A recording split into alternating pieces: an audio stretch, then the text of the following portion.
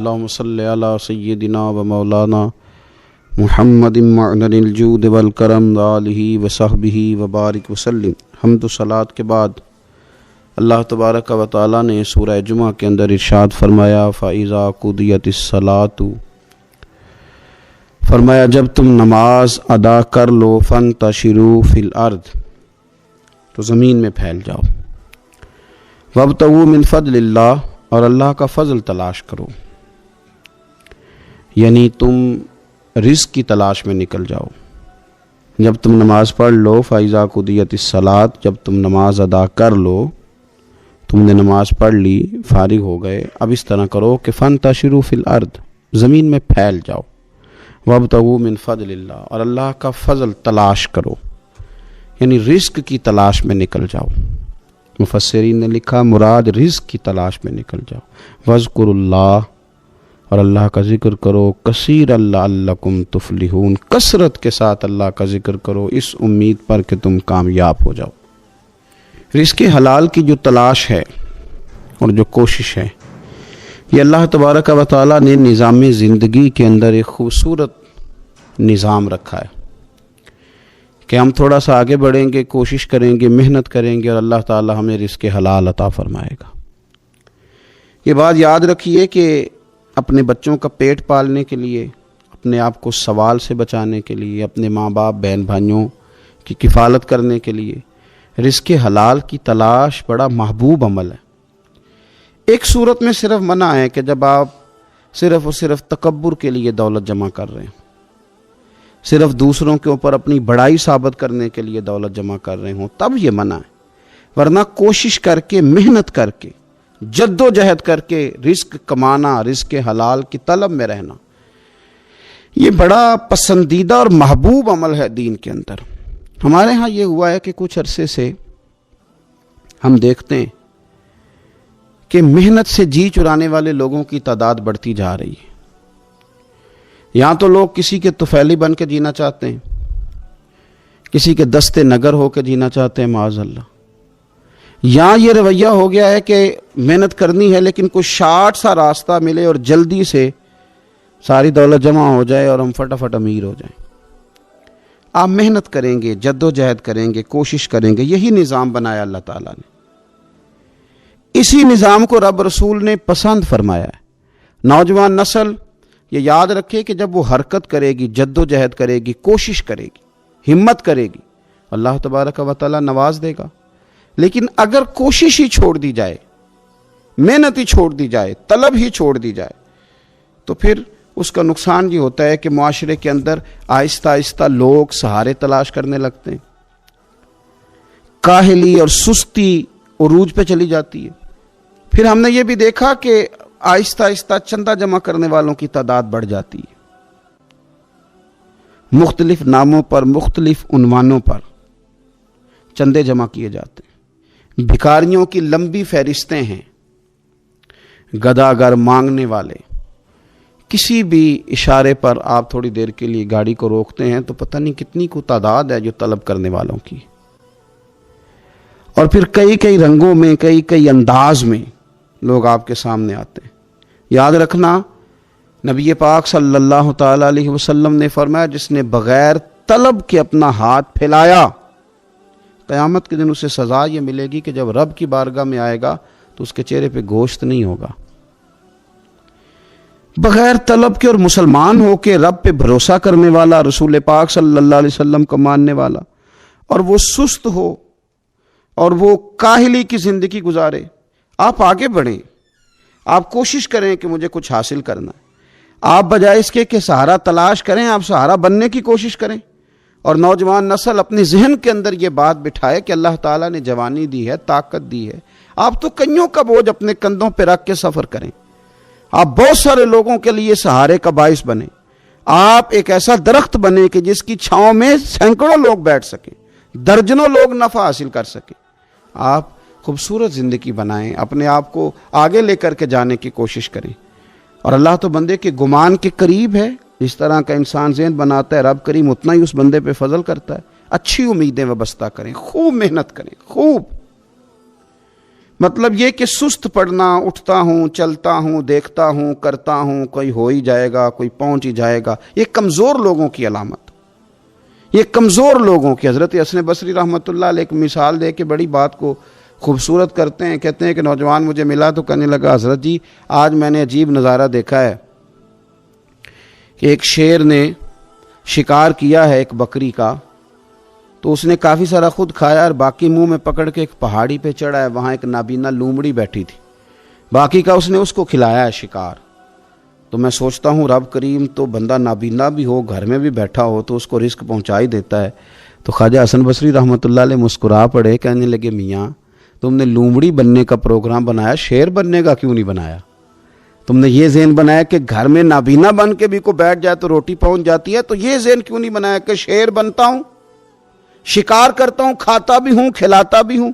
جد و جہد کریں، محنت کریں، آگے بڑھیں، ہمت کریں۔ میرے رسول کریم صلی اللہ تعالیٰ علیہ وآلہ وسلم کے صحابی حضرت سیدنا کعب رضی اللہ تعالیٰ عنہ ارشاد فرماتے ہیں کہ ایک شخص نبی پاک صلی اللہ علیہ وسلم کے سامنے سے گزرا، تو صحابہ کرام علیہم رضوان نے اس کی چستی دیکھ کر، بڑا چست نوجوان تھا، بڑا تیز چل رہا تھا، اس کی چستی دیکھ کے صحابہ نے کہا کاش اس کی چستی اللہ کے راستے میں ہوتی، یعنی عبادت میں لگا ہوا ہوتا یا جہاد میں لگا ہوا ہوتا، کاش اس کی چستی اللہ کے راستے میں ہوتی۔ تو نبی پاک صلی اللہ تعالیٰ علیہ وسلم نے فرمایا اگر یہ اپنے چھوٹے بچوں کی ضروریات پوری کرنے نکلا ہوا تو پھر بھی یہ اللہ کے راستے میں ہی ہے، اور فرمایا اگر یہ شخص اپنے بوڑھے والدین کی خدمت کے لیے نکلا ہوا ہے پھر بھی اللہ ہی کے راستے میں ہے، یعنی اگر رزق کما کے بچوں کا پیٹ پالتا ہے پھر بھی رب ہی کا راستہ ہے، اور اگر یہ رزق کما کے بوڑھے ماں باپ کی خدمت کرتا ہے تو یہ راستہ بھی اللہ ہی کا راستہ ہے۔ اور نبی پاک صلی اللہ تعالیٰ علیہ وسلم نے فرمایا اگر یہ اپنے آپ کو سوال سے بچانے کے لیے یہ کام کر رہا ہے، یعنی مجھے کسی کے آگے ہاتھ نہ پھیلانا پڑے، تو پھر بھی یہ اللہ ہی کے راستے میں ہے۔ ہاں اگر یہ ریاکاری کے طور پر، فخر کے طور پر یہ کام کر رہا ہے تو پھر یہ شیطان کی راہ میں۔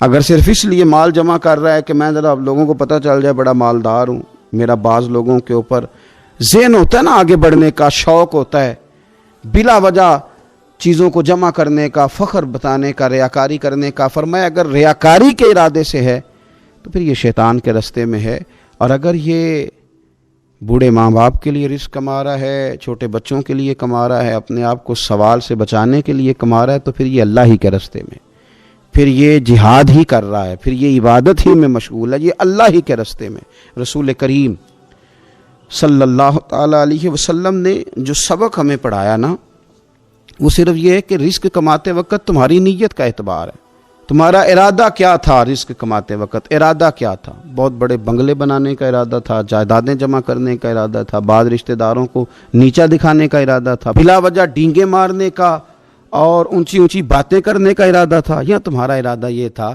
کہ حلال آ جائے تاکہ میں سوال سے بچ جاؤں، تاکہ مجھے کسی کے سامنے ہاتھ نہ پھیلانا پڑے؟ یہ حدیث ہمیں صحیح بخاری میں ملتی ہے، نبی پاک صلی اللہ تعالیٰ علیہ وسلم نے فرمایا بے شک مال بڑا سرسبز ہے اور بڑا میٹھا ہے، فرمایا جس نے اچھی نیت کے ساتھ مال حاصل کیا بڑا میٹھا ہے، بڑا سرسبز ہے، اور جس نے اچھی نیت کے ساتھ حاصل کیا اللہ اسے برکت عطا کر دے گا۔ تھوڑے پیسوں میں برکت ہو جائے گی، تھوڑے میں بھی، کئی دفعہ تھوڑے پیسے ہوں گے پر ختم نہیں ہوں گے، ان میں برکت ہو جائے گی، نیت اگر ٹھیک ہے۔ اور حضور صلی اللہ تعالیٰ علیہ وآلہ وسلم نے ارشاد فرمایا اگر کسی نے بری نیت کے ساتھ حاصل کیا تو اس میں برکت نہیں ہوگی، اس کے اندر پھر اس کے لیے وہ خیر نہیں ہوگی جو اچھی نیت پہ ہوتی، اور فرمایا یہ ایسا رزق ہے جسے کھائے گا پر پیٹ نہیں بھرے گا، سیر نہیں ہوگا۔ رزق اس نے کھا لیا ہے، چونکہ نیت یہ تھی کہ تفاخر کے لیے جمع کرنا، دولت ہونی چاہیے، بنگلہ ہونا چاہیے، لوگوں کو پتہ چلے کہ یہاں بھی ایک سیٹ صاحب ہوتے ہیں، تو یہ نیت پر ڈپینڈ کرتا ہے کہ آپ کا ارادہ رزق کماتے کیا ہے۔ بہت زیادہ محنت کرنے کی کوشش کریں، بالخصوص نوجوان اپنے دلوں کے اندر یہ جد و جہد پیدا کریں کہ ہم نے محنت کر کے رزق کمانا ہے۔ یہ جو ہاتھ پھیلاتے ہیں یہ بزدل لوگ ہوتے ہیں، یہ کمزور لوگ ہوتے ہیں۔ یہ ہاتھ جب کسی کے آگے کوئی شخص پھیلاتا ہے تو اپنی خودداری کا سودا کرتا ہے، اپنی عزت بیچتا ہے، اپنے وقار کو داؤ پہ لگاتا ہے۔ جب وہ ہاتھ پھیلاتا ہے کشکول طلب جب دراز کرتا ہے کبھی بھی اللہ کے علاوہ، اللہ کے محبوب علیہ السلام کے علاوہ آپ کسی کے سامنے کشکول طلب دراز نہ کریں۔ اور میری ساری زندگی یہ رائے رہی ہے کہ اچھا تاجر وہ ہوتا ہی نہیں جو پیسے زیادہ کماتا ہے، اچھا گھر کا سربراہ وہ نہیں ہوتا جو دولت زیادہ جمع کرے، بلکہ اچھا آدمی تو وہ ہوتا ہے جس کے خرچے کم ہوتے ہیں، جو اس کے پاس ہے اس کے اندر اسے مینج کرنا آتا ہے۔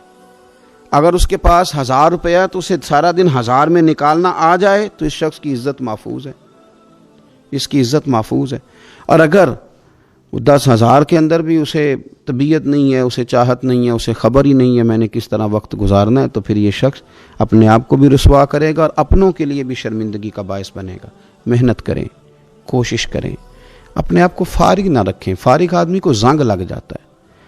فارغ تو کوئی گھر پڑا رہے تو بعض لوگ کہنے لگتے ہیں کہ یہاں تو جنوں کا قبضہ ہو گیا ہے۔ فارغ ذہنوں پر شیطانوں کا قبضہ ہو جاتا ہے۔ کچھ کریں، محنت کریں، جد و جہد کریں، آگے بڑھیں۔ ہمارے بزرگ فرماتے ہیں کہ پانی چل رہا ہو تو وہ پاک ہوتا ہے، اگر کھڑا ہو جائے تو پھر اس کے پاک ہونے کا مسئلہ بدل جاتا ہے۔ چلتے رہیں، حرکت کریں، جد و جہد کریں، آگے بڑھیں، ہمت کریں۔ جو لوگ ہمت کرتے ہیں رب تعالیٰ ان کی مدد کرتا ہے۔ آپ تجارت کریں، حضور صلی اللہ علیہ وسلم نے تجارت فرمائی، نبی پاک صلی اللہ علیہ وسلم نے تجارت فرمائی، اور کتنا بڑا درجہ حضور نے ارشاد فرمایا۔ اللہ کے پیارے محبوب صلی اللہ تعالیٰ علیہ وسلم ارشاد فرمانے لگے، یہ حدیث پاک آپ کو ترمذی میں اور دیگر کتابوں میں ملے گی، فرمایا جو تاجر سچا ہوگا نا، تجارت کرے پر سچ بولے، سودا جو ہے وہی بتائے، سچا جو تاجر ہوگا اسے اللہ تبارک و تعالیٰ قیامت کے دن نبیوں، صدیقوں اور شہیدوں کے ساتھ جگہ عطا فرمائے گا۔ اور یہ اتنا بڑا درجہ، یعنی اسے صدیقین کے ساتھ کھڑا کر دیا، شہداء کے ساتھ، حالانکہ یہ شہید نہیں ہوا، یہ تو دکان کرتا رہا وقت پہ، اللہ نے اسے اپنے انبیاء کے ساتھ جگہ دے دی۔ اس کا مطلب ہے رب صرف مسجد میں نہیں ملتا، دکان پہ بھی مل جاتا ہے۔ شرط یہ ہے کہ دیانتداری کے ساتھ تجارت کی جائے، دیانتداری کے ساتھ۔ ایک تو یہ کہ یہ کام کریں، پھر یہ کہ بہت سارے صحابہ کھیتی باڑی کرتے تھے، بہت سارے صحابہ، اور حضور صلی اللہ تعالی علیہ وسلم نے فرمایا اگر تم نے کوئی درخت لگایا، پودا لگایا، تو جو بھی جاندار اس سے نفع حاصل کرے گا اللہ تمہیں اس کا اجر عطا کرے گا۔ کوئی بھی آپ کھیتی باڑی کریں، محنت کریں، جد و جہد کریں، پھر اس سے آگے ہاتھ سے مزدوری کرنا ہے، ہاتھ سے مزدوری۔ میرے دادا جان کا انتقال، ان کی عمر 90 سال سے زیادہ تھی جب وہ دنیا سے گئے تھے، تو آخری دن غسل کے بعد جب میں نے ان کے ہاتھ کو کھولا تھا تو تب بھی ان کے ہاتھوں پر محنت کے نشان تھے، ابھی بھی ان کے ہاتھوں پہ چھالے تھے، وہ جو پکے پڑ گئے تھے نا وہ ساری زندگی رہے۔ میرے والد صاحب کے ہاتھوں پہ ہمیشہ، کیونکہ دامان توکل کی یہ خوبی ہے کہ اس پر پیوند لگے ہوتے ہیں پر دھبے نہیں ہوتے۔ محنت آپ کریں، محنت کے نشان ہونے چاہیے، کرپشن کے داغ نہیں ہونے چاہیے۔ آپ تھک جائیں کام کرتے، لیکن میرے بھائی اس طرح نہ ہو کہ لوگ، میں نے کئی دفعہ کہا ہے کہ روب کپڑوں کا نہیں ہوتا، روب تو کردار کا ہوتا ہے۔ کروڑوں روپے کا آپ مکان بنا لیں، گاڑی خرید لیں، لیکن آپ کا پیسہ کرپشن کا ہے تو لوگ دروازے کے سامنے کھڑے ہو کے کہتے ہیں 2 نمبر طریقے سے کمایا۔ لیکن چھوٹا سا کوئی ملازم ہو کسی دفتر میں، ہو دیانتدار، تو لوگ دروازے کے سامنے بڑا افسر بھی کھڑا ہو کے کہتا ہے یار یہ بندہ نہ رشوت لیتا ہے نہ ناجائز سفارش سنتا ہے، اس سے ذرا احتیاط سے بات کرنی ہے۔ تو بتلائیے روب کپڑوں کا ہے کہ کردار کا ہے، دولت کا ہے کہ کردار کا ہے؟ کردار کی عظمت ہوتی ہے۔ اس لیے میرے نبی پاک صلی اللہ تعالی علیہ وسلم نے فرمایا کسی بندے نے بھی، یہ بخاری ہے، حضور فرماتے ہیں کسی نے بھی اپنے ہاتھ سے زیادہ بہتر کھانا کوئی نہیں کھایا، اپنے ہاتھ کی کمائی سے زیادہ بہتر کسی بندے نے کھانا نہیں کھایا۔ اور فرمایا اللہ کے نبی حضرت داؤد علیہ السلام اپنے ہاتھوں سے کمائی کر کے کھایا کرتے تھے، اپنے ہاتھوں سے محنت کر کے کھاتے تھے۔ سب سے بہترین کھانا آپ وہ کھاتے ہیں جو آپ اپنے ہاتھوں سے محنت کرتے ہیں، مشقت کرتے ہیں، آپ کوشش کر کے جو کھانا آپ محنت کر کے کماتے ہیں۔ یہ مزدور بڑے شاندار لوگ ہوتے ہیں، یہ کسان بڑے شاندار لوگ ہوتے ہیں۔ میں نے دیکھا ہے رات کی تنہائیوں میں اٹھ کے کھیتوں کو پانی لگاتے ہیں۔ میں نے ان کو جانوروں سے پیار کرتے دیکھا ہے، ان کو محبت کرتے دیکھا ہے۔ میں نے دیکھا ہے کہ یہ بہت سارے دنیاوی تکلفات سے نکل جاتے ہیں، ان کو زیادہ فکر نہیں رہتی کہ میرے کپڑوں پہ دھبے ہیں کہ یہاں کس طرح کا ماحول ہے۔ میں نے دیکھا ہے کہ ان کی عیدیں تک اپنے جانوروں کے ساتھ گزرتی ہیں، ان کے ساتھ وقت گزارتے ہیں، پیار کرتے ہیں۔ آپ جب محنت کا ارادہ کرتے ہیں تو اللہ بڑا نوازتا ہے۔ اپنی زندگی محنت والی، جد و جہد والی بنائیں، اور یاد رکھیں ہماری سوسائٹی کے اندر اتنے زیادہ غم نہیں ہیں، سب سے زیادہ پریشانی یہ ہے کہ جوان سست ہو گئے۔ علامہ اقبال نے کہا تھا لہو مجھ کو رلاتی ہے جوانوں کی تن آسانی۔ جوان اصل میں کمزور ہو گئے، اس لیے خرابی زیادہ بڑھ گئی۔ اگر جوان تازہ دم ہوں، سستی کو چھوڑیں، آگے بڑھنے کا جذبہ پیدا کریں۔ اٹھ باندھ کمر کیوں ڈرتا ہے، پھر دیکھ خدا کیا کرتا ہے۔ کوشش کریں، ہمت کریں، محنت کے ساتھ رزق کمائیں، اپنوں کا سہارا بنیں، اپنوں سے پیار کریں۔ اتنے زیادہ غریب لوگ نہیں ہیں ہمارے ہاں، صرف یہ ہے کہ جو محنت کر سکتے ہیں انہوں نے محنت چھوڑ دی ہے۔ سورہ ابراہیم کی پہلی آیہ مبارکہ میں فرمایا کہ الف لام را کتاب انزلناہ الیک لتخرج الناس من الظلمات الی النور۔ فرمایا اے محبوب علیہ السلام، یہ کتاب ہم نے آپ پر نازل کی ہے تاکہ آپ لوگوں کو اندھیروں سے نور کی طرف لے جائیں، تاکہ آپ لوگوں کو اندھیروں سے نکال کے نور عطا فرما دیں۔ بِإِذْنِ رَبِّهِمْ إِلَى صِرَاط، اور اپنے رب کے حکم سے اپنے رب کے رستے کی طرف لوگوں کو لے جائیں۔ العزیز الحمید، وہ رب جو بڑا غالب بھی ہے اور جو حمد کیا گیا ہے، جس کی حمد کی جاتی ہے، اس کے رستے کی طرف آپ لوگوں کو لے جائیں۔ من الظلمات الی النور، لوگوں کو اندھیروں سے نکالیں اور ظلمات سے نکال کے انہیں نور دیں۔ ہمارے مفسرین کرام نے یہاں لکھا ہے کہ یہ دیکھ لیں کہ قرآن مجید نے ظلمات، اندھیرے جب بیان کیے تو جمع کا صیغہ استعمال کیا، اور جب الی النور کہا تو واحد کا صیغہ استعمال کیا۔ ظلمات زیادہ ہیں اور نور ایک ہے، اندھیرے زیادہ ہیں اور روشنی ایک ہے۔ معنی کیا ہے کہ کائنات میں جتنے بھی اندھیرے ہیں ان سب سے دور کرنے والی روشنی ایک ہی ہے جو مدینے والے رسول کے پاس موجود ہے، جو نبی پاک صلی اللہ علیہ وسلم کی بارگاہ میں موجود ہے، جو حضور کے پاس موجود ہے۔ یہ روشنی ایک ہی ہے، اندھیرے بے شمار ہیں، کثرت سے اندھیرے ہیں۔ ایک اندھیرا کفر کا ہے، ایک اندھیرا نفاق کا ہے، ایک اندھیرا جہالت کا ہے، ایک اندھیرا غربت کا ہے، ایک اندھیرا تنہائی کا ہے، ایک اندھیرا مایوسی کا ہے۔ یہ سارے اندھیرے ہیں۔ نکلیں گے کیسے؟ جب ہم کسی اور سے روشنی نہیں لیں گے، روشنی لیں گے رسول پاک کی بارگاہ سے۔ اعلیٰ حضرت فاضل بریلوی رحمۃ اللہ تعالیٰ علیہ نے ایک بات یہاں بیان فرمائی ہے، وہ بڑی عجیب اور بڑی انوکھی ہے۔ اعلیٰ حضرت فرماتے ہیں کہیں اور سے تم روشنی لوگے نا تو یہ پہر دو پہر رہے گی۔ یہ جتنی چاندنی، جتنی روشنی ہے یہ ڈھل جاتی ہے، ڈھل رہی ہوتی ہے۔ یہ چاند کی جو چاندنی ہے نا یہ ڈھلتی ہے، پورے عروج پہ جاتا ہے، پھر کم ہوتا ہے، پھر کم ہوتا ہے، پھر کم ہوتا ہے، پھر کم ہوتا ہے۔ فرماتے ہیں ایک روشنی ایسی ہے جو کبھی کم نہیں ہوتی، اور اس روشنی کا نام نور مصطفیٰ ہے صلی اللہ تعالی علیہ وسلم۔ فرمانے لگے ماہ مدینہ اپنی تجلی عطا کریں، اے ماہ مدینہ اپنی تجلی عطا کریں۔ یہ ڈھلتی چاندنی تو پہر دو پہر کی ہے، یہ جو ہمارے پاس چاند کی چاندنی ہے یہ تو ڈھل رہی ہے، پہر دو پہر رہے گی۔ اے ماہ مدینہ آپ اپنی تجلی عطا، یا رسول اللہ ایک اندھیرے سے نکلیں گے دوسرے میں گم ہو جائیں گے، دوسرے سے نکلیں گے تو پتہ نہیں کون سا رستہ ملے گا، آپ مہربانی کریں، اے ماہ مدینہ ہمیں اپنی تجلی عطا کریں، آپ اپنا کرم فرمائیں۔ اندھیرے بہت سارے ہیں، نور ایک ہی ہے، نور ایک ہی ہے، اور اس نور کا نام محمد مصطفیٰ ہے صلی اللہ تعالی علیہ وسلم۔ نور ایک ہے۔ میرے عزیز، آپ جتنا مرضی بھاگ لیں، جتنا مرضی دوڑ لیں، جتنی مرضی آپ ترقی کر لیں، پڑھ لیں، جو مرضی کر لیں، اندھیرے پیچھا نہیں چھوڑتے، اس لیے کہ یہ اندھیرے گہرے ہیں، ان کے مختلف روپ ہیں، ان کے مختلف رنگ ہیں، یہ مختلف طرح کے اندھیرے ہیں۔ یہ آپ کا پیچھا تب چھوڑیں گے جب آپ نور مصطفیٰ سے روشنی حاصل کریں۔ میرے رسول پاک صلی اللہ علیہ وسلم نے ہمیں روشنی دی ہے، میلاد والے محبوب صلی اللہ تعالی علیہ وسلم نے ہمیں نور دیا ہے۔ اور ہر موقع پر روشنی دی ہے، ہر موقع پر۔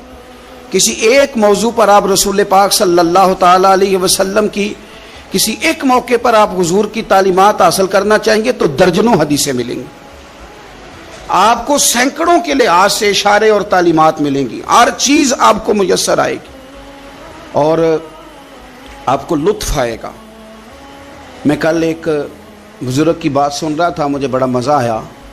وہ حدیث پاک بیان کر رہے تھے کہ نبی پاک صلی اللہ علیہ وسلم نے فرمایا کہ میں اور یتیم کو پالنے والا قیامت کے دن اس طرح ہوں گے جس طرح یہ دو انگلیاں جڑی ہوئی ہیں۔ تو فرمانے لگے دیکھ لو میرے نبی پاک کے لفظ بھی محفوظ ہیں اور میرے نبی کے اشارے بھی کتابوں میں محفوظ ہیں۔ یعنی حضور نے دو انگلیوں کا اشارہ کیا تھا تو ہر محدث نے وہ نوٹ کیا ہے، حضور کے اشارے تک محفوظ ہیں کتابوں، یعنی باقاعدہ حضور نے، وہ الگ بات ہے نا، وہ معاملہ الگ ہے کہ سورج چڑھا ہوا ہے، روشنی پھیلی ہوئی ہے، لیکن ایک بندے نے اس طرح کیا ہے کہ پچھلے کمرے میں سویا ہے، اب چونکہ اس کا سونے کا ارادہ ہے، اسے اندھیرے سے پیار ہے، اس نے لائٹ بھی بند کر دیا ہے، دروازہ بھی بند کر دیا ہے، اور کھڑکی سے تھوڑی سی روشنی آ رہی تھی، اس کے آگے بھی پردہ کر دیا، لوگوں کو کہتا ہے روشنی کوئی نہیں، نور ہی کوئی نہیں، اندھیرا بڑا ہے، تو اسے کہیں گے بیوقوف، تو اپنی کھڑکی تو کھولنا پہلے، تو اپنا پردہ ہٹا، تو یہ دیکھ کہ تو نے خود دروازہ، وہ تو آفتاب چمک رہا ہے، وداعیا الی اللہ باذنہ وسراجا منیرا، حضور کی نبوت کا آفتاب چمک رہا ہے، کوئی سیکھنے ہی نہیں نکلتا، ٹائم ہی کوئی نہیں، مصروفیت ہی بڑی ہے۔ نکاح کا ٹائم آیا تو ساری چیزیں سیکھ لیں، آداب نکاح نہیں سیکھے، قرآن و سنت نکاح کے بارے میں کیا فرماتے ہیں یہ نہیں سیکھے، سارے لوگ لگے ہوئے ہیں ڈیوٹی کرنے، شادی آ گئی، شادی آ گئی، کپڑے بنا لو، لیکن جو میاں بیوی کے حقوق تھے وہ نہیں سیکھے کسی سے جا کے، تو شادی کے چوتھے دن ہی لڑائی شروع ہو گئی۔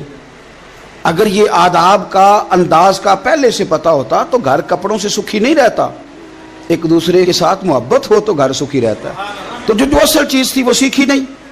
یہی رویہ ہمارا سارے کاموں میں، محبوب نے جو ہمیں ہدایت عطا فرمائی تھی، جو روشنی دی تھی، ہم نے اس سے فائدہ نہیں لیا۔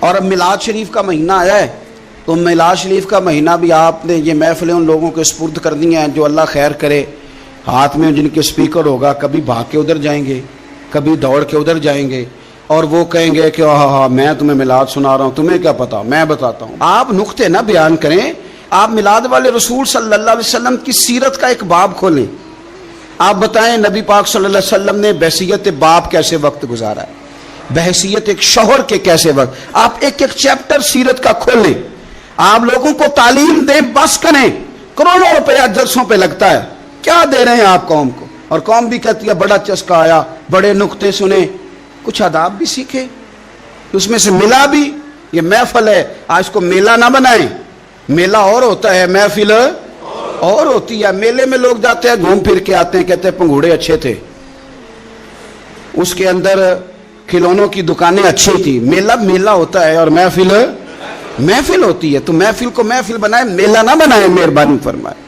میرے عزیز، آپ میری بات پر غور کریں گے اور اسے یاد رکھیں گے، ایک تو ہے کہ ایز اے اسپیشل میرے نبی پاک نے تعلیمات، اور ایک یہ کہ حضور ویسے کسی سے گفتگو کریں تو اللہ اسے ہدایت عطا فرما دے۔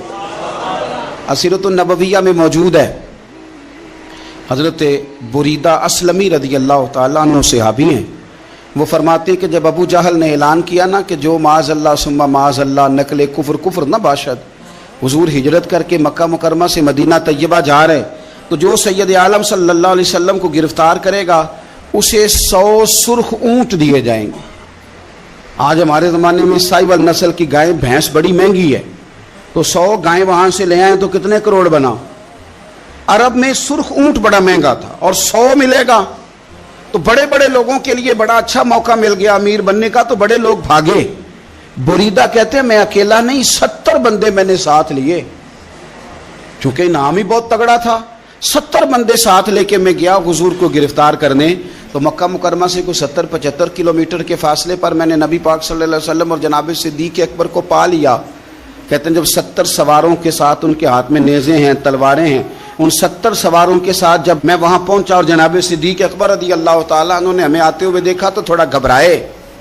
کہتے ہیں صدیق اکبر گھبرا رہے تھے کہ 70-71 بندے آ گئے، پر حضور زیر لب تھوڑا تھوڑا مسکرا رہے تھے، حضور زیر لب تھوڑا تھوڑا مسکرا رہے تھے۔ اور نبی پاک صلی اللہ علیہ وسلم بڑے اطمینان کے ساتھ بیٹھے. بریدہ آ گئے اور جب آ کے کھڑے ہوئے نا تو حضور نے پوچھا تمہارا نام کیا ہے؟ ایک بندہ گرفتار کرنے آیا ہے. میں نے کہا کہ جب آپ کو بڑا ڈر چڑھا ہو تو روشنی مدینے والے رسول عطا کریں گے. چاروں جانب خوف ہو تو نور میرے نبی سے لے لو، انشاءاللہ دل ٹھنڈا ہو جائے گا. حضور نے نہ پوچھا تھا، بندہ پکڑنے آیا ہے، وہ آیا ہے 70 بندے لے کے گرفتار کرنے. حضور پوچھتے ہیں تیرا نام کیا ہے؟ کہتے بریدہ. برد عربی میں ٹھنڈے کو کہتے ہیں. حضور جناب صدیق اکبر کی طرف دیکھ کے فرمانے لگے کوئی ڈرنے والی بات نہیں ہے، تو معاملہ ہی ٹھنڈا ہے سارا.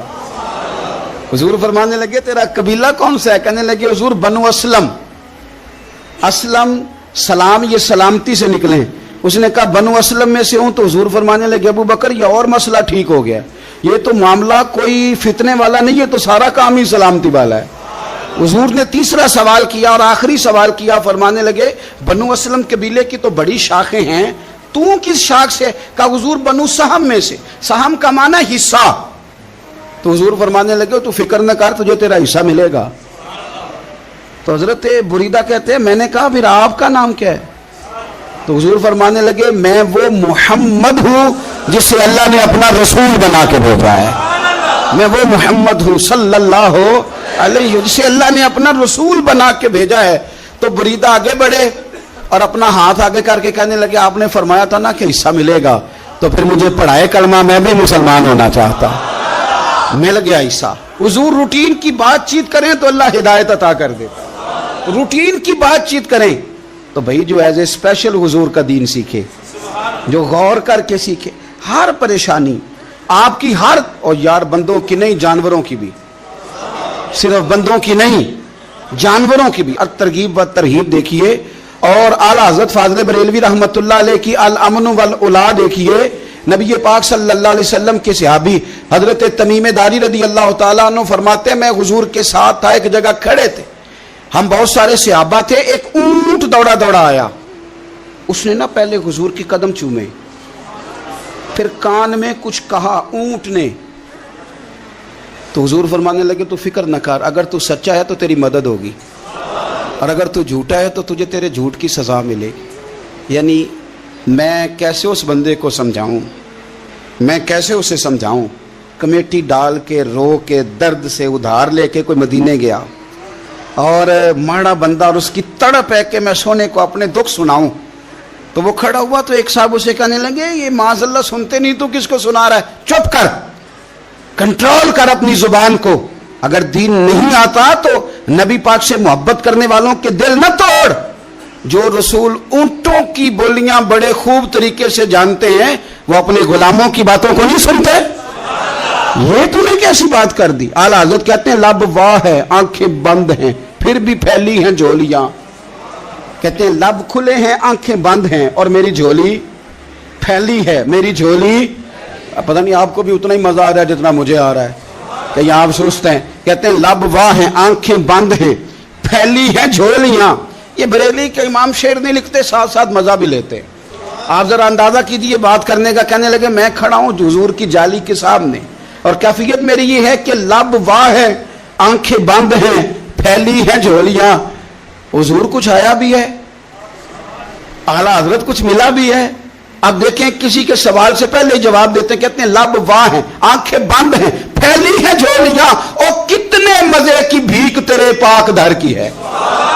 کتنے، اور خالی بھیک نہیں ملی، مزہ بھی بڑا ہی آیا ہے. یعنی وہاں سے لینے کا، بھیک لینے کا مزہ بھی. خود بھیک دیں خود ہی کہیں منگتے کا بھلا ہو. یہ تو شعر ہے نا. تھوڑا سا بندہ پڑھا لکھا ہو تو سمجھ میں آتے ہیں. تو دیسی بندے بھی بڑی باتیں، میں نے آپ کو پہلے بھی بتایا تھا، اور وہ بات مجھے بڑا مزہ دیتی ہے. میں پہلی دفعہ حاضر ہوا تو ایک بابا جی کو نا، وہ جن کی وہاں ڈیوٹی ہوتی ہے نا پولیس والے، وہ دھکے دے رہے ہیں، یلا آجی نکل، اس کو دھکے دے رہے ہیں. تو بابا میرے آگے آگے. بابا اسے کیا کہتا؟ کہتا تیری خیر ہوئے پہرے دارا، روزے دی جالی چوم لین دے. ایک دفعہ نہیں، 2-4 دفعہ بابا جی نے کہا. تو کئی دفعہ ہم کسی کو مسئلہ تو بتاتے ہیں، لیکن وہ بندہ تو ذوق میں ہوتا ہے نا، اور وہ جو مسئلہ بتاتا ہے وہ نرالا ہوتا ہے. وہ باہر نکل کے نا، تو میں نے بابا جی سے کہا، میں کہا تسی 10 ساری شعر پڑھے پنجابی دا، انہوں کو تو تہاڈی سمجھ لگدی سی، وہ تے عربی ہے. تو بابا جی میرے تھپکی دے کے نا یہاں کندھے پہ، کہندے پتر مینوں بھی پتہ ہے. ਮੈਨੂੰ ਵੀ ਪਤਾ ਉਹਨੂੰ ਨਹੀਂ ਸਮਝ ਲੱਗਦੀ, ਮੈਂ ਤੇ ਆਪਣਾ ਰਾਂਝਾ ਪੈ ਰਾਜ਼ੀ ਕਰਦਾ ਸੀ। ਮੈਨੂੰ भी पता, तेरी खैर हो पहरेदारा रोजे की जाली।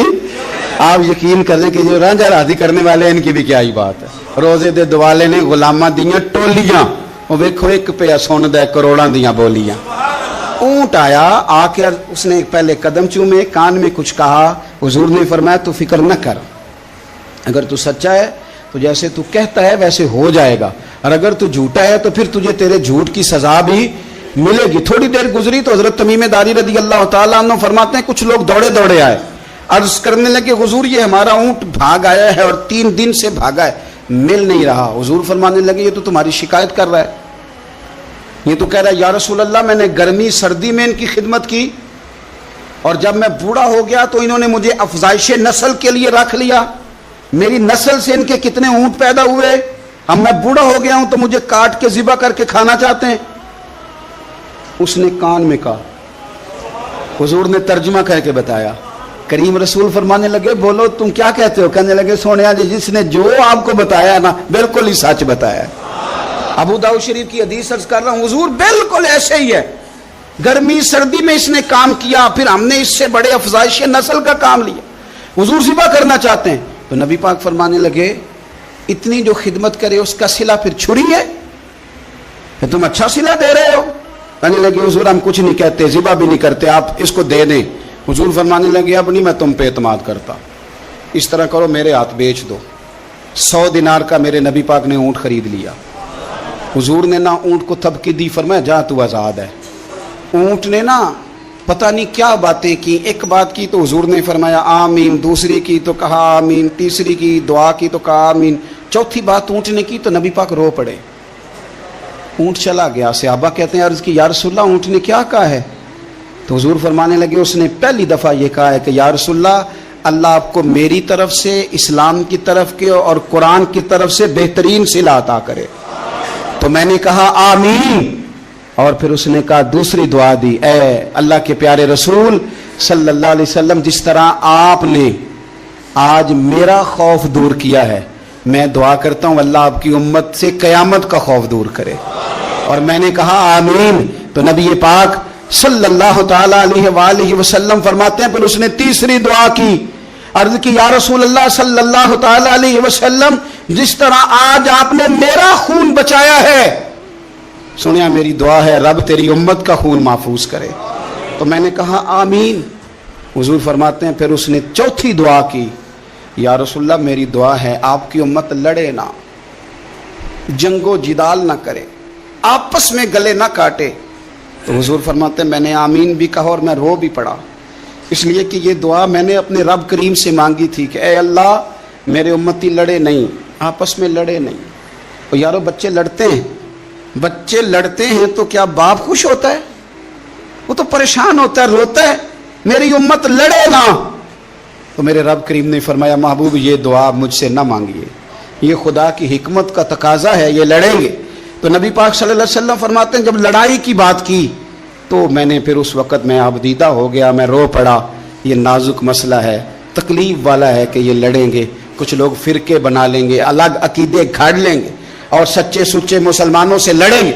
मेरे भाई याद रख लें कि रसूल पाक तो जानवर अंधेरे में डूब जाए तो निकाल देते हैं, तो उम्मती क्यों कहीं और रोशनी तलाश करता फिरता है? वो रोज कहे कि माह मदीना अपनी तजल्ली अता करे।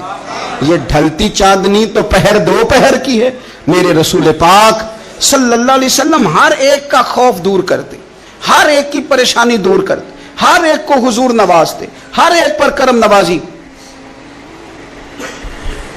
हजरत मौला अली शेर खुदा रदी अल्लाह ताला अन्हु इरशाद फरमाते हैं कि एक आराबी नबी पाक सल्लल्लाहु अलैहि वसल्लम की बारगाह में आया और उसने बार बार सवाल किया, बार बार हुजूर से सवाल करने लगा। सरकार की आदत थी कि जब आपकी तबीयत मुबारक, मिजाज मुबारक बड़ा ठंडा होता था तो आप सवालों के जवाब देते, और जब कोई सवाल का जवाब ना देना चाहते तो खामोश हो जाते। लेकिन उसने बार बार इसरार किया ना। ये मजमू ज़वाइद में हदीस मौजूद है, रावी है मौला अली शेर खुदा। देखें हुजूर का नूर देने का शौक कितना है।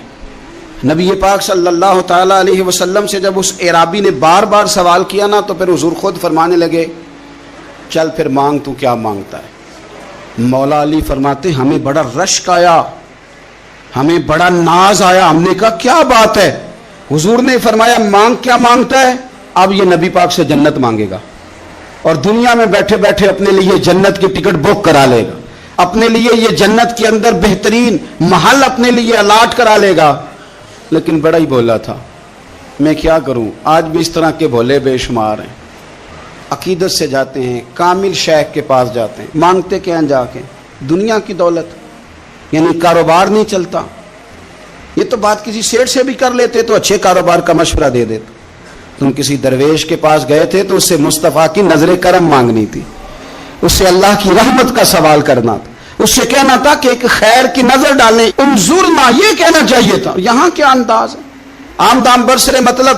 مولا علی شیر خدا فرماتے ہیں ہمارا خیال تھا جنت مانگے گا، پر بڑا بھولا آدمی تھا، کہنے لگا یا رسول اللہ صلی اللہ علیہ وسلم میں نے سفر کرنا ہے، مجھے سواری کے لیے ایک اونٹ دے دیں۔ تو حضرت علی فرماتے ہیں ہمیں اس نے سوال تو کیا پر جو ہماری طبیعت تھی اس مطابق اس نے نہیں کیا، یعنی جس طرح کا دروازہ تھا اس طرح کی بھیک نہیں مانگی۔ اس نے اونٹ مانگا، حضور نے فرمایا چل دیا تجھے، گویا حضور نہ اندھیرے دور کرنا چاہ رہے ہیں اس کے، فرمایا چل اونٹ دے دیا، اب تو کچھ اور بھی مانگ لے۔ حضرت علی کہنے لگے لو بڑے نصیب والا، ایک چانس اور ملا ہے۔ تو کہنے لگا حضور اس طرح کریں جو اونٹ پر کجاوا باندھا جاتا ہے وہ بھی دے دے۔ تو حضرت علی شیر خدا فرمانے لگے ہم نے کہا تیرا اللہ بھلا کرے، تو کہاں اڑ گیا ہے؟ حضور نے نا مسکرا کے ایک تیسرا موقع دیا، فرمایا چل تجھے کجاوا بھی دیا، کچھ اور مانگ لے۔ کہنے لگا حضور سفر بڑا لمبا ہے، آنے جانے کا خرچہ بھی دے دے۔ تو سرکار دو عالم صلی اللہ علیہ وسلم مسکرائے، فرمایا جا تجھے دیا۔ پھر حضور نے ایک مثال بیان کی اور فرمایا تجھ سے تو بنی اسرائیل کی وہ بوڑھی ہی اچھی تھی۔ یا رسول اللہ کون سی؟ فرمایا حضرت موسیٰ علیہ السلام جب اپنے وطن سے ہجرت کر رہے تھے، گھوڑوں پر بیٹھے، اونٹوں پر بیٹھے، لیکن اونٹ گھوڑے جاتے نہیں تھے، واپس لوٹتے تھے۔ تو حضرت موسیٰ علیہ السلام نے عرض کی اللہ یہ جاتے کیوں نہیں؟ تو رب کریم نے فرمایا اس لیے نہیں جاتے کہ جہاں سے آپ ہجرت کر رہے ہیں نا وہاں ایک جگہ پہ حضرت یوسف علیہ السلام کا تابوت دفن ہے، جناب یوسف علیہ السلام کی قبر مبارک ہے، آپ وہ تابوت بھی نکال کے ساتھ لے جائیں۔ یہ اگر رب نے بتا دیا تو اللہ یہ بھی تو بتا سکتا ہے نا کہ قبر کہاں ہے۔ یہ بتا دیا تابوت کہاں، یہ نہیں بتایا، تابوت لے جائیں یہ نہیں بتایا کہاں ہے۔ یہ حضرت موسیٰ علیہ السلام آپ خود تلاش کریں گے تو حضرت موسیٰ علیہ السلام نے بنی اسرائیل کے لوگوں سے پوچھا کہ وہ کہاں ہیں تابوت حضرت یوسف کا، تو وہ کہنے لگے ہمیں تو نہیں پتہ، ایک بوڑھی اماں پرانی اسے پتہ ہے۔ حضرت موسیٰ علیہ السلام اس بوڑھی سے ملے تو فرمایا بتا دے کہ وہ تابوت کہاں ہے، حضرت یوسف کی قبر کہاں ہے۔ آج لوگ کہتے ہیں مزاروں پہ نہیں جانا چاہیے، تو پڑھو نا یہ حدیث کھول کے، نبی پاک صلی اللہ تعالی علیہ وآلہ وسلم فرماتے ہیں کہ دیکھو قبر کا رستہ، مزار کا رستہ بتانے کا وہ عورت قیمت مانگ رہی ہے۔ حضرت موسیٰ کی ملاقات ہوئی تو آپ نے فرمایا مت میں پتہ ہے جناب یوسف کا مزار کہاں ہے، قبر کہاں ہے؟ کہنے لگی پتہ ہے۔ آپ نے فرمایا بتا دے۔ کہنے لگی مفت کیسے بتا دوں،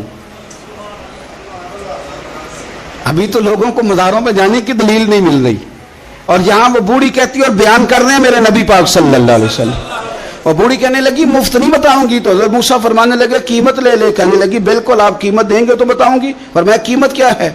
کہنے لگی قیمت یہ ہے کہ جنت میں مجھے بھی اس محلے میں مکان چاہیے جس میں حضرت موسیٰ علیہ السلام کا مکان ہو، اس محلے میں مجھے بھی مکان چاہیے، اسی درجے میں آپ کے ساتھ۔ تو حضرت موسیٰ فرمانے لگے اماں چل تو جنت کا مکان مانگ، تو نے تو بہت بڑی سوسائٹی میں پلاٹ مانگ لیا ہے، وہ تو بڑا اونچا معاملہ ہے، وہاں تو انبیاء اور رسول ہوں گے، تو دور پہنچ گئی ہے، جنت مل جائے گی پر موسیٰ کا ساتھ۔ تو کہنے لگے جاؤ پھر میں بھی نہیں ایڈریس بتاتی، پتا تو میرے پاس ہی ہے نا، اور کسی کو ہے پتا؟ تو حضور فرمانے لگے تجھ سے تو وہ بوڑھی اچھی تھی۔ جب وہ بی بی اڑ گئی کہنے لگی نہیں بتاتی، تو حضرت موسیٰ علیہ السلام عرض کرنے لگے مالک اب کیا کرنا ہے؟ تو رب کریم نے فرمایا موسیٰ آپ جنت میں اپنے پڑوس والے مکان کا وعدہ آپ کر لیں اور بوڑھی کو وہ مکان عطا میں کر دوں گا۔ آپ وہ مکان کا وعدہ کر لیں، دے دیں گے۔ حضرت موسیٰ نے وعدہ کیا، پھر بی بی نے پتہ بتایا حضرت یوسف کے مزار کا، اور پھر وہاں سے حضرت یوسف کا تابوت نکال کے لے گئے۔ حضور فرمانے لگے او بولے تو نے کیا مانگا؟ اونٹ، کجاوا، خرچہ، اور کاش میں نے تجھے کہا تھا تو نے کچھ مانگا ہوتا۔ میرے رسول پاک اپنی امت کی توجہ دلاتے ہیں، حضور فرماتے ہیں تمہارے نبی کے پاس بڑا کچھ ہے، आओ आओ मांग लो, अब तंगी दामा पे ना जा, और भी कुछ मांग है आज वो माइल बाता, और भी कुछ मांग, ना बैस में उलझ आ, तलब कर मांग। मांगा फिर बरेली के इमाम ने, कहने लगे माहे मदीना अपनी तजल्ली अता करें। ये ढलती चांदनी तो पहर दो पहर की है, मेहरबानी करें या रसूलुल्लाह, एक तजल्ली, एक मेहरबानी कर दे। रसूल पाक सल्लल्लाहु अलैहि वसल्लम, एक ना और बहुत बड़ा अंधेरा है, वो है गुर्बत की मायूसी का अंधेरा। मेरा दिल करता है कि मैं अपील करूं हुकूमत वक्त से कि बड़ा कुछ मनाते हो, मेरे नबी का मिलाद आलमी तौर पर मनाओ, और इन्हें बताओ कि रसूल पाक सल्लल्लाहु अलैहि वसल्लम ने ये नहीं फरमाया कि हम हर गरीब को अमीर करेंगे, बल्कि मेरे नबी ने ये कहा है कि हम गरीब को इज्जत इतनी दे देंगे, गरीब को इज्जत इतनी दे देंगे कि अमीरों का भी गरीब होने को दिल करेगा। ये अंधेरा हुजूर ने दूर फरमाया है, ये अंधेरा दूर किया है। तो ये जो गुर्बत है ना, इसका भी एक अंधेरा है। और ये गरीब मायूस पीछे पीछे